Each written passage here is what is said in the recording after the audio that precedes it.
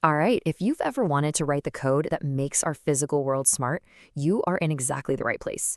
Today, we're putting together the ultimate toolkit to help you absolutely nail that embedded software engineer interview.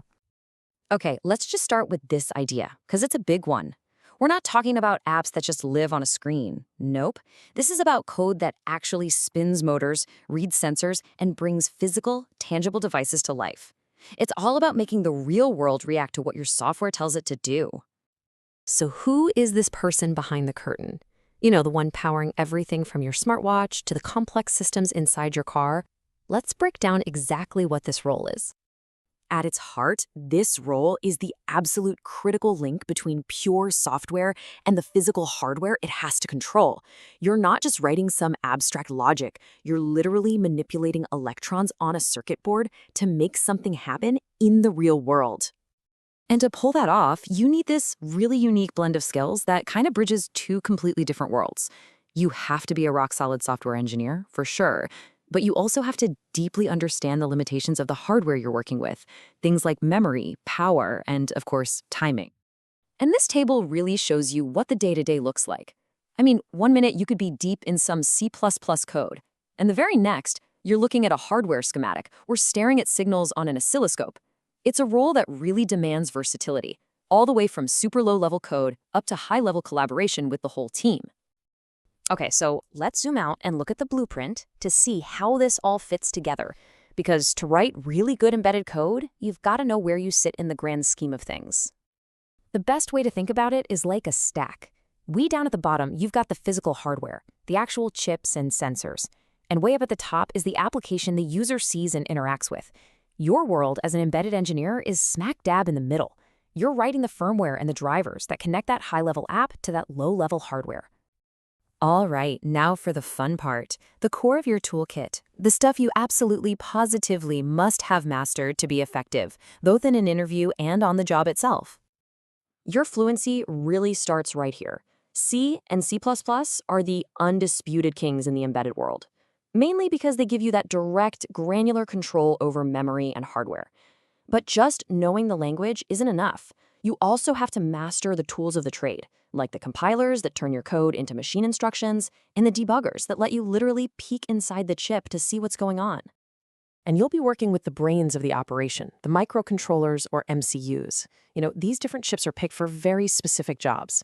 An ESP32 is just perfect for a connected IoT gadget, while a much beefier STM32 might be running things in some heavy industrial machinery. Your job is to know how to squeeze every last drop of performance out of them. And just like people, all these little hardware components need to talk to each other. They do it using these specific languages or protocols. So understanding the trade-offs between something like I2C, SPI, and UART is just fundamental. When do you need raw speed? When is simplicity more important? These are the kinds of questions you're going to be answering every single day. Okay, but what manages all this complexity? I mean, how does a single device handle multiple things at once, like reading a sensor, updating a display, and sending data over Wi-Fi, all without missing a single beat? Well, that is the job of an RTOS. So, understanding these concepts is absolutely crucial. See, an RTOS isn't like Windows or Mac OS. It's built for one thing: determinism. That just means making sure critical tasks happen exactly when they're supposed to. Mastering things like task scheduling and mutexes is what prevents total chaos in a complex, real-time system. All right, let's connect all this theory to the real world. This is where you prove you can actually solve problems, both in your day-to-day work and, maybe more importantly, in your interviews. Because in the real world, things go wrong a lot. Your code might work perfectly 99.9% of the time, but these are the classic, really hard to find bugs that can bring an entire system to its knees. A race condition might only show up once every million cycles, but you're the one who has to find it and fix it. So, how do interviewers even test for that? Well, it's pretty interesting how their questions are designed. They're not just trivia questions. They are these carefully crafted scenarios designed specifically to see if you have the fundamental knowledge to avoid and solve these exact problems.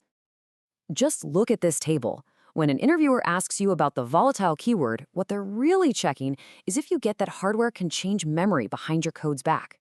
When they ask about priority inversion, they're probing your deep RTOS knowledge. You see? Every single question maps directly back to a core principle for building reliable systems. So, you've got the toolkit, you know the concepts, you know how they're going to test you on them. Now, let's look at where this incredible path can actually take you. Your career can really grow from writing specific drivers and features to eventually designing the entire system architecture from scratch.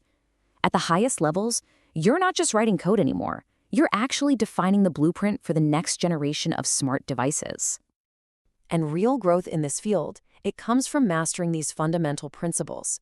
It's all about moving beyond just writing code that works to writing code that is efficient, reliable, and testable. It's about learning to think like the system itself. And that brings us right back where we started, to that core idea. Your code doesn't just process some data in the cloud, it has a direct physical impact on the world around us. That is a huge responsibility, and honestly, an incredibly rewarding challenge. So, I guess the only question left is, with this toolkit in your hands, what piece of the real world are you going to build? What will you make smarter, faster, or more efficient? The possibilities? They're really endless.